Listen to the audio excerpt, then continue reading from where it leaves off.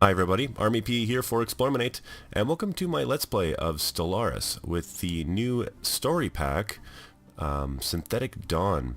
Now typically here at eXplorminate we get a chance to show off the actual content before release. Unfortunately we weren't able to do it this time, but some say better late than never. So I'm pretty sure you're all aware that the story pack for Synthetic Dawn focuses primarily on machine empires, machine hive empires, and we're gonna go through some of them. And I've already kind of pre-made my my nation, my empire that we're going to be doing in this Let's Play.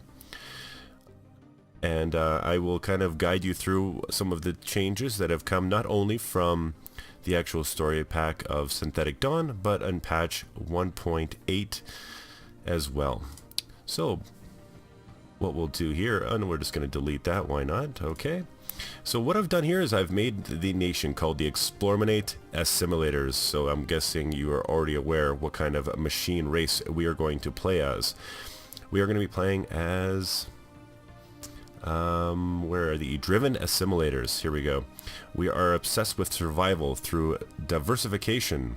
The machine intelligence seeks to erase the lines between itself and everything and everyone else, essentially making a we can assimilate our organic beings into cyborgs, very much like the Borg. So what I'm going to do is I'm just going to quickly show you some of the different choices that we decided to make I decided to make when it came to this. You can see here we're called the eXplorminate Assimilators. We come from eXplorminate Prime. We are, of course, a machine intelligence, a hive mind. One of some of the civics that I chose was a driven assimilator, of course, which means that we get to start the game with 4 cyborg pops. I decided to take a leader level cap of +1 and leader experience gain of 10% and factory overclocking. The reason is because leaders with this new patch have become very, very valuable, much more valuable than they ever were before, especially for machine empires, because they get to actually, they're immortal. They can live forever. There is, of course, a chance that they will break down, but there's different ways that we can mitigate that later on. Additionally, as you probably already know if you're playing the game, your core empires are governed by a single leader now, and the amount of bonuses that they get, the different traits that they get through their leveling up has been increased. So putting the right leader in place for your core worlds is more important now than ever before. Additionally, I took the Gestalt consciousness, which gives us +2 core system worlds and +1 influence. The reason I chose influence is because it's incredibly valuable for the machine empires. The recruitment cost for these AI robots is significantly higher. I do believe it's +100% versus an organic. So early game influence is very, very important. The actual AI excuse me, is we got a leader recruitment cost, and they're super conductive, so it means they get +10% energy credits. I'm just going to take a quick moment to show you my cyborg species. Now this is kind of interesting. I've chosen them as humanoid. You can see here we've chosen the typical humanoid portrait pack. They're called humans, and their traits. Now this is really interesting, and I'm pretty sure that Paradox is going to change this, but our species, our cyborgs, are not susceptible to a lot of things like breeding. They can't breed for obvious choices. At first I was a little thrown off by that, but the idea that a machine empire could have not only growing pops from cyborgs and being able to build your own pops like you would with your AI empires would be incredibly overpowered. But that being said, I decided to take the negative trait of growth speed. Because they can't grow, well, I'll take growth speed as a negative. Solidarity, though, guess what? Well, solitary, their happiness doesn't matter either because they're cyborgs. They don't give a rat's behind about any of that. So of course I took it as a negative trait. And deviance, their govern ethics attractions. Because there's no government, there's no factions when you play as a hive mind or as a machine race. I decided to take that, which was able to get us some of the better traits, which is reduced consumer goods as a conservationist, and they're industrious, +15% to our minerals. So you can kind of see here through my my layout, I'm going to be putting my AI robots on energy power nodes for harvesting, and I'm going to be using my cyborgs as minerals. Okay, other than that, everything's pretty much closed on. We've got, of course, eXplorminate Prime, and our star named is called eXplorminate. Oddly enough, we did get a lot of portraits, but we didn't get anything when it comes to the machine cities. Like you can see here from the choices, our city appearance didn't seem to be any cities. Backgrounds didn't seem to be any machines. And that's just the case. Another addition, of course, is the advisor voice. I love these new voices. All of them are awesome. Some are a little bit better than other. I was actually playing around with the hive mind.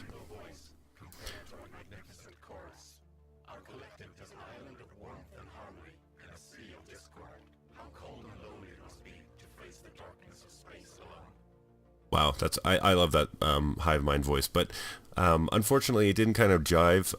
In my last game I got a chance to play with this for a couple hours, so I am going to go with the typical machine intelligent advisor voice. But if you can play with these are a lot of fun. Everybody seems to have a real I went on the forums earlier and they said that the one that they dislike the worst is the pacifist. I think it's awesome. We build bridges, and of course you do. Okay, we've got eXplorminate, our eXplorminate assimilators.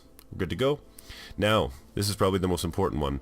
The changes in patch 1.8 have really bumped up the availability of missiles. And I played around with my last game, and I can tell you, early game, missiles actually might be the choice, the preferred choice. They get a hard counter, of course, with the point defense, so it ends up being so that you're very strong in the middle game, or at the beginning of the game. Middle game, you end up getting point defense, but the counter to point defense is both swarm and whirlwind missiles. I'll get in more of that as we kind of get deeper into the game. So, as long as you play intelligently, use your range as a part of your strength, and you counter the point defense with swarm or whirlwind missiles as you start to develop in tech, missiles can be a very viable choice. And I'm going to show that off. Why not? Because I haven't actually played with missiles since the actual vanilla game. Faster than light, I typically only play warp travel. This is my preferred choice. That's it. And of course, ship appearance. We didn't get any additional ship types for machines, which is a bit of an oddity. So I just chose one of these. It doesn't really matter. I don't pay attention to them in the least anyway. Yes, I want to replace it. Done. Okay. So we're going to play on a medium map, elliptical. Starting empires is 7. Advance, I'm going to take this down to 1. Now, I don't normally play with advanced empires, just because I like to play on the difficulty of hard, but they have revamped the actual difficulty of hard. And, they've made it more of a medium. They used to get such high bonuses that if you started right next to an enemy empire, an advanced AI empire, and they didn't like you, it pretty much meant you were destroyed. There was just absolutely no way that you were going to be able to do that. So I'm going to take one advanced start. And I'll bump up to 8 empires. So we've got 8 empires, 2 fallen, 1 advanced. Crisis strength will keep standard. Habitable worlds. They've reduced the amount of habitable worlds in general. And I think it actually works out really well just because it doesn't clutter the map nearly as much, but at the same time we will keep it the current standard for patch 1.8. AI aggressiveness, I am going to take it at normal, but I am going to bump up the difficulty to hard. We're going to play with warm only, random, advanced neighbors. I'm going to turn that off. I don't want an advanced AI empire next to me, just for the sake and purposes of this game. And here we go. We're not eligible, unfortunately, because of the Iron Man mode off. I'll get to that later on. Alright, diving into the eXplorminate assimilators. I'm not going to go through this. Basically, I can tell you that Paradox has spent a significant amount of time redoing a lot of the actual verbiage and script inside of the actual game itself to make it seem that you're playing it as a hive empire. A lot of individuality terms have been redone so that it's more immersive, to say the least. And that's one thing I can say about this entire story pack, is that they've really tried to increase the actual the immersiveness of it. Not only with the new visor choices and the new verbiage, some of the new what do you call it, different story events and things that you can actually counter, but also the verbiage in between different empires has changed as well. So they've done a lot there to make it seem like having a enemy, or having an intelligence, both hive mind and a machine empire, less intrusive and more immersive. Okay, so we've got our eXplorminate Prime here. What I guess it's a 17 world planets. That's not too bad. You can see here we've got our cyborgs. And yeah, we're ready to go. So as always, the beginning, what we're going to want to do is we're going to try to balance off by getting both energy credits and minerals, because that is the most important part of this game. So as I'm pretty sure you guys know already, you have to build your pops, because the cyborgs do not, unfortunately, grow on their own. You can see here at a cost of 100 minerals, we are already steep into our current reserve. So I'm going to be building a pop already and ready to go. And past that, I think what we'll probably do is focus on these two energy. Well, this abandoned strip mine will probably end up taking the energy credits and the minerals off of there. Now, in terms of our choices, I always end up liking taking orbital energy conservation. The reason is because energy is going to be so valuable to us because of our upkeep when it comes to machine empires. So we're going to be taking that for our physics choice. Our society choice. Oh wow, +1 influence right off the bat. Of course we're going to be taking that. I'm not too worried about naval capacity at this point. That is going to be a huge gain to us later on, especially when it comes to that. Now this is an interesting choice. I think I'm actually going to take improved spaceport. I'm going to want to get destroyers as soon as I possibly can. Okay, and we're going to kick off. Here we go. Now, I'm going to look at our species. We've already got that. I'm just going to take a look at our policies right off the bat. Looks like our initial contact is peaceful. We're not trying to, you know, when it comes to the lore of this Let's Play, I think I was kind of thinking about the backstory about what kind of, you know, nation that we were going to have. And I was thinking more along the lines of, hey, the AI, the humans that live on this planet ended up developing AI, but they became bittered and, you know, prejudiced and racist towards one another.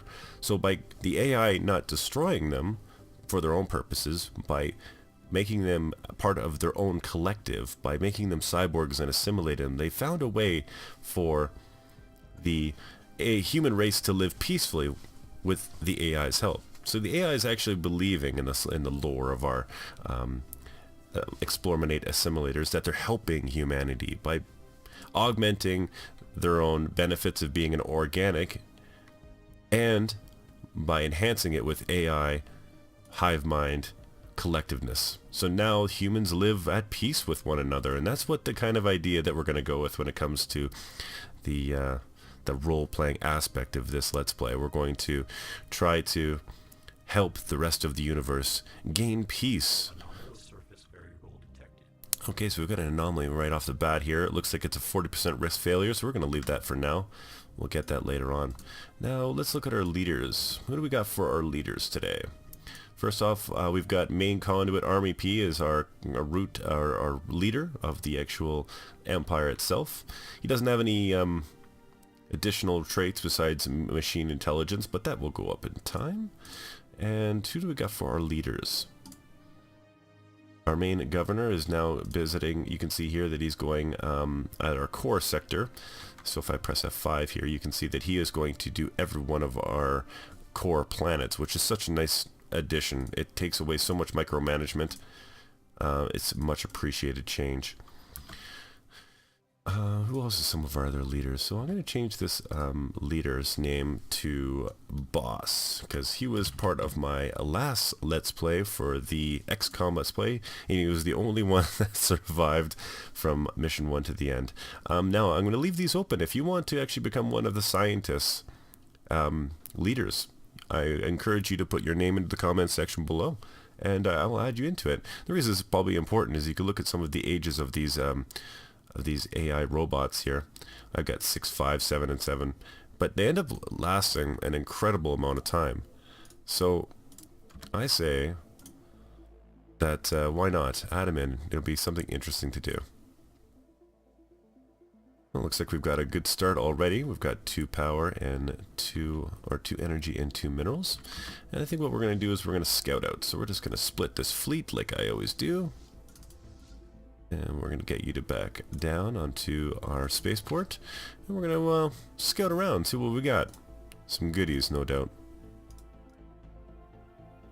Now, one thing I will tell you, having played this for a little bit already, is that not everybody likes machine empires. They're very cautious. Now, of course, there's 3 different types of machine empires that came with Synthetic Dawn. One of them is the exterminators, which they try to exterminate all organic life. And then there was one, of course, that isn't. Its entire process. Wow, this is a really good starting system. Their entire process thus far is basically to have servitude, pamper the actual organic population, make it so that they absolutely love, you know, the AI empires just absolutely love giving all of the organics as much peace and prosperity that they possibly can by pampering them, but of course taking them out of any decision-making process. That being said, other nations are really cautious of you, and in the last game that I was able to play, I wasn't able to sign any type of defensive pact, a non-aggression pact, and I even found in my last game another assimilator machine hive mind, and even then they wouldn't sign any type of pact with me, citing that it was a huge debuff. Oh, it looks like a scientist has got the surveyor speed plus 25%, which is awesome, and he's already hit level 2, which is great. So we'll continue on. So that being said, you're kind of on your own when you play these games. Like, it's no joke. What do we got here? 19 is Savannah World. That's good. So just be aware that if you decide to take Machine Empire, it is going to be a difficult task for you to carry forward. You'll have to play probably strategically and aggressively, because unfortunately being able to quickly gain alliances and gain friends is going to be a fair challenge. Okay, so traditions, I think we'll wait. We got 17 months before that one pops up. I played around a little bit with the traditions in my previous game. Of course, they've changed some of the actual names. You can see here this, I'm going to butcher this, synchronicity, and basically replaces harmony, changes things up a little bit, including the cybercoms, which we'll get to later. This is actually a very powerful building. It basically is another buff that you can put onto your planets that make your cyborgs produce a huge amount of minerals and energy, very much like the Nexus does. And it gives, I believe, a plus 15% to both. So if you end up assimilating quite a bit of organics, this would be something that you can go with. That being said, and of course versatility has been changed as well. And one of the most powerful, by the way, things that you can take here is versatility. No, where is it? Did I miss it? Leader cap. Oh, here it is. Material analysis.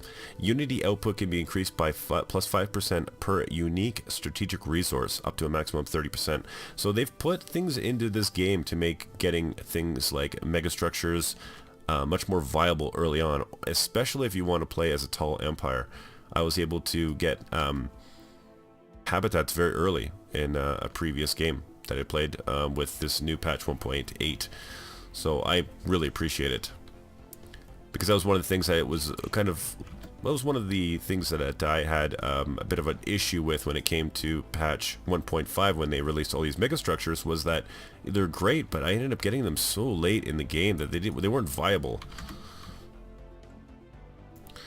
Okay, so I'm not entirely certain. I think what I'm going to do now is, and this is one of the tactics I like to use. Looks like our pop's about ready to build, so we're going to get him ready to go. I'm going to build a second, when I get a second science ship. I like to be able to expand very quickly, and even if it's not necessarily by colonizing, I will use frontier posts to kind of make sure where I want to go. But of course that's going to be dictated very heavily on what kind of minerals I have in and around me. So we've got our second science ship right away. What do we got here? Doesn't look like a lot of good options, do we? It's a shame. I guess we'll go with new boot. Leadership recruitment costs down with 33%. That'll save us when it comes to that. So we've got a second science ship that's going to be going. I'm going to be sending the first science ship kind of the north location, and I think I'm going to be sending the second science ship in and around our areas just to see where we're at. Where we want to go, where we want to expand. Maybe we'll find some interesting organics to be friends with. Or at least help them with their difficulties when it comes to dealing with war in themselves. Construction ship seems to be done. What else do we got here? I do believe we have only one more. We do. Running out of resources already. You can see here that machine empires, although if you get past the initial stages, oh, it looks like we've got some discovery of life. Yeah, the initial stages of machine empires can be very intensive when it comes to the amount of minerals required to get the actual empire off the ground, but as you start to hit mid-game, you'll be noticing that you will be incredibly powerful. Balancing energy and minerals is definitely the key between these two. What do we got here? The ISS Drake reports a momentous find on Galadum 3. A myriad of organic life forms have been discovered. While none of them are sufficiently evolved to be considered desirable candidates for assimilation, the likelihood of encountering simply sapient organic beyond eXplorminate Prime is now more promising than ever. And we got some social resources for you. So you can see here that they've already changed a lot of the dialogue when it comes to being more favorable and more immersive and more lore-friendly to being a machine empire. Okay, this is our pop being built yet? Not quite yet. I've got 100. Probably going to make that mining station, so we should be good to go. Contact report. Planetary Animalia? We have confirmed animal life on an alien world. Well, that's good. What kind of alien world do we have here? Let's see. Well, it must be this guy. Dangerous wildlife, because that's the only one that we've actually... Ooh, technological level 1, risk failure 29. I'm going to leave it for now. I have noticed that I have noticed that the risk failure has it's got an RNG that could be called XCOM-ish, if you will. I don't want to go anything below 10%. I really want those goodies. So as soon as one of our scientists get up in level, we should be good to go. What else do we got here? Okay, so we got enough to build another pop. It looks like we're going good for energy. So in this case, of course, I think I'm going to clear this off for the 30-30 and then build my next pop there. That's exactly what I'm going to do. Wow, look at the goodies on this one. Wow. Wow. Yeah, it definitely looks like a candidate for our first colonization out of Akimir, whatever. It looks got some energy and some nice research, which of course is so valuable early on, especially when you're primarily concerned about doing nothing more than expanding your empires. So often your research of course hurts because that's just the nature of the beast. Okay, we'll continue around searching. Anomalous surface variable detected. Another one, wow. I'm gonna leave it be for now. And my construction ship, we're gonna go down, and no, at this point I think what we're gonna do is we're gonna build another pop. That's exactly what we're gonna do. System survey complete. Wow, we are really fortunate when it comes to eXplorminate's kind of borders right now. We got a lot of minerals and we've got a lot of power. This has actually been very good for us. I think what I'm gonna do is if I take Rec 2, change scientists, 10%, yeah, that's what we're gonna do. We're gonna research that. I want that bonus right off the bat. And we got our first decision when it comes to our tradition tree, which is just awesome. Now, I have played around a little bit when it comes to different tradition trees when it comes to machine empires.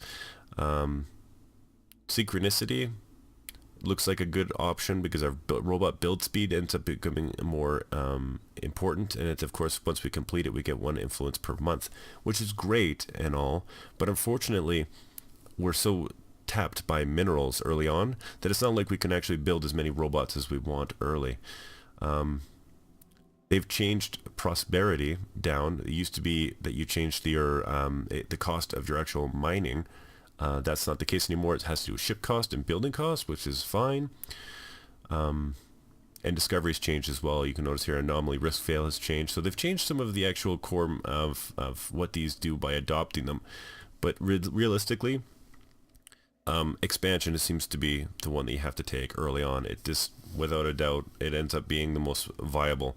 The number one being colony developmental or development speed being increased by 100%. You'll notice that the actual time a robot takes, the robot empires take to colonize a planet has been increased significantly with patch 1.8. So it makes no sense at all to not take this one, especially because you get so many of these delicious little bonuses when it comes to pushing out frontier empires. Of course, the amount of cost it takes to not only push out past your borders has been reduced, but additionally the actual cost for the upkeep as well, not to mention all these other goodies when it comes to getting them. So that being said, where do we do here? Build colonies. Oh yeah, okay, so we're going to take expansion. We're going to adopt that. And we got 45 months. I think, don't have a blank one. I probably should be building something for my Unity production. My uplink node. We'll see how it goes. I can do that on the 2 food. I actually think that's what I'm going to do. I'm going to clear this off, and then I'm going to put an uplink node there once this pop has been done. I just like to keep my Unity in check. Alright, what else we got? Okay, well, we're not doing much here. I'm going to start mining outside of our main star system. What do we got here? Arctic world. Tile blocker expunged. Good, my tile blocker's done. We'll move that over here, and it's where the uplink node will go. Okay. Look like we've gotten contact. We definitely got some good options here. An arid world is 22, and as of course being a machine empire, we're not worried about any of this when it comes to habitability. Where our habitability is plus 100%, and we're also not worried about happiness, which of course is affected with the new patch. Your habitability caps your happiness now, which they've changed kind of almost back from what it used to be, away from patch 1.5. So that's perfect. So we can spread across the cosmos as much as we want. So it looks like we've got some silicone life forms. Some kind of burrowing silicone-based life forms inhabits a vast network of tunnels beneath a barren surface of Acmear 3A. As best we can tell, the creatures feed off rocks, and there's evidence to suggest that they possess a rudimentary form of intelligence. Their tunneling efforts have shuttled large amounts of valuable minerals to the surface. Perfect. This is actually going into where we're probably going to colonize first, which is excellent. Okay, we're going to continue on with our choices of surveying. We have enough? Yes, we do. So I think that it's pretty obvious that we're going to be building a colony ship. Probably going to start saving for our colony ships sooner than later. And we've got looks like our leader has gained a level. Perfect. Our scientists have gained a level, which is perfect. Excellent. Yeah, and I think that's probably where we're going to stop this episode. So we've kind of got our first location that we're going to be doing our initial expanding. Sometimes I like to build a frontier outpost before an actual colony ship, but because this sector is just so teeming with goodies, especially those bonuses when it comes to our different sciences of physics, engineering, and social, has all 3. So I'm going to be taking this right away. And I'm not worried too much about going too far into it, because of course we've also got this planet here that's got this whole system that's got a total of 6 different or 6 choice of power. I almost want to mine it because unfortunately it's a Savannah world and it's 12. It's not like the best candidate for your first choice. It's in our borders won't grow that much, and I want larger planets, of course. 19's great, 22's better. And what do we got at 19 here as well? So some definite choices for our eXplorminate assimilators. Well, everybody, this has been Army P. Thank you very much for watching, and continue on as we try to make peace, and or I should say force peace, on all the organics to ensure our own survival and a constant galactic peace.